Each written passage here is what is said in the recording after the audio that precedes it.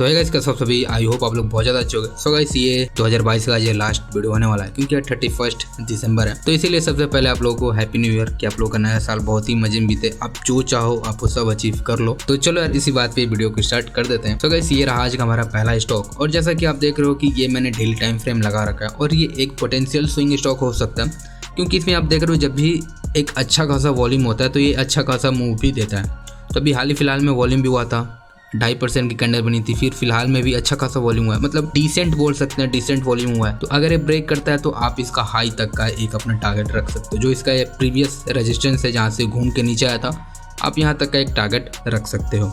अगर इसके बाद जाता है तो आप इसे ट्रेल कर सकते हो, ठीक है। सो गाइस, ये रहा हमारा आज का दूसरा स्टॉक। और गाइस, आज के मैक्सिमम स्टॉक में आपको ट्रायंगल पैटर्न्स ही देखने को मिलने वाला है। अब गाइस, अगर मैं इस लाइन को 1 मिनट के लिए हटा भी दूँ यहाँ से, तो आपको दिखेगा कि ये एक ट्रायंगल पैटर्न से बन रहा है। पर अगर आप इस लाइन को भी ऐड कर देते हो और इसे हटा देते हो, तभी भी आपको लगेगा कि एक ट्रायंगल पैटर्न से बन रहा है। तो इसमें फ़र्क सिर्फ इतना है कि यहाँ पर 1 2 3 4 सपोर्ट ऐसे मिल रहे हैं।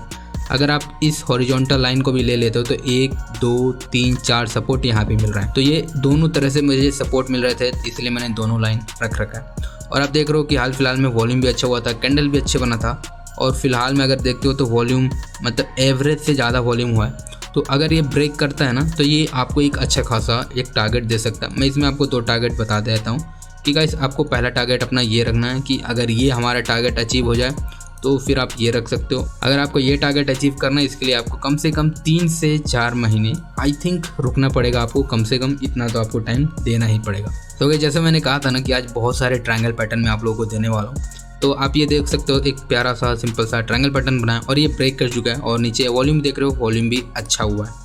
तो अगर ये देखो, इसमें भी ना एक ट्रिकी पार्ट है। अब जैसे ये मान लो यहाँ से ये इतना जा चुका है, तब आप ये ऐसे जाए तो मत लेना। अगर ये यहाँ से फिर आके इस तरह से जाए तब आप ले सकते हो। अगर मान लो ये इस तरह के आके यहाँ आ जाता है, फिर इस तरह से जाता है, तब आप ले सकते हो। कहीं इस पॉइंट पे आप ले सकते हो, ठीक है। अब यार, इसके ऊपर खरीदोगे, इसके नीचे स्टॉप लॉस रखोगे, बहुत बड़ा हो जाएगा। इसीलिए जब ये रिटेस्ट करे तब आप इसमें बाय कर सकते हो। अगर छूट गया तो कोई बात नहीं, ये नहीं कोई और सही, ठीक है। और आप यहाँ तक एक अपना टारगेट रख सकते हो। इसमें भी टारगेट आपको मैक्सिमम 10% तक, 8% तक मिनिमम आपको टारगेट, मैं जितने भी स्टॉक बताता हूँ उसमें आपको देखने को मिल जाता है। और गाइस, ये भी हमारा एक ट्रायंगल पैटर्न है, और आप इसे चैनल पैटर्न भी बोल सकते हो, ठीक है। अगर मैं इस लाइन को 1 मिनट के लिए डिलीट कर दूँ तो आपको लगेगा कि भाई ये एक ट्रायंगल पैटर्न सा दिख रहा है कि 1 2 3 बार टच किया है और ये एक डब्ल्यू सा फॉर्म कर रहा है। अब जिन लोगों को नहीं समझ में आ रहा है डब्ल्यू सा कैसे फॉर्म कर रहा है, तो अगर आप ऐसे करते हो, ऐसे ऐसे और ऐसे अगर आप देखते हो, तो ये एक अधूरा डब्ल्यू है। अगर मैं इसे खींच दूंगा तो यहाँ तक एक डब्ल्यू भी फॉर्म कर रहा है, ठीक है। हम फिलहाल इसे हटाते हैं। तो अगर ये यहाँ से अब बढ़ना शुरू होता है तो आप यहाँ तक का एक टारगेट रख सकते हो, जो आपको 8 से 10% का टारगेट है। अगर मैं मान लो उस लाइन को दोबारा से मैं इधर ऐड कर दूँ, तो वो भी एक सपोर्ट की तरह काम कर रहा था, इसलिए मैंने इस लाइन को यहाँ इस तरीके से रखा था।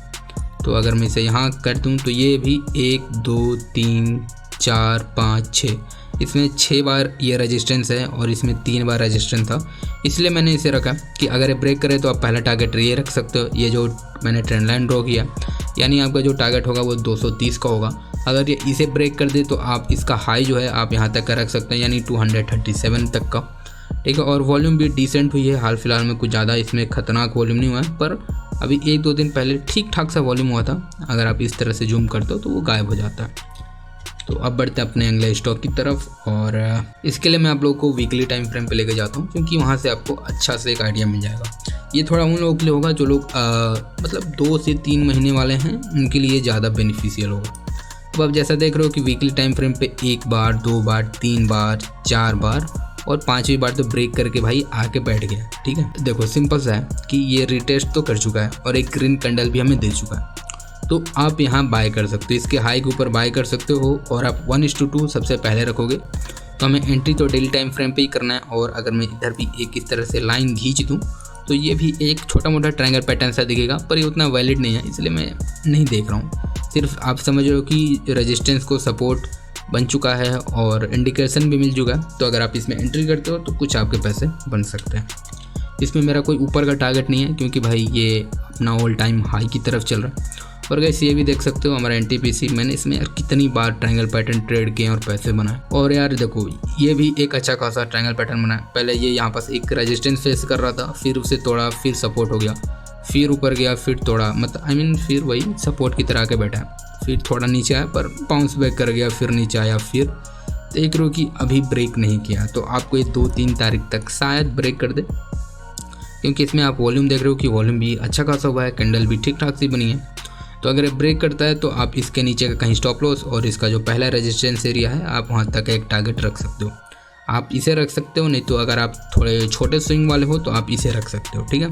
यानी कि आप 175 पर निकल सकते हो या 182 पे निकल सकते हो। इसके ऊपर भी जाता है तो आप ट्रेलिंग स्टॉप लॉस का यूज कर सकते हो।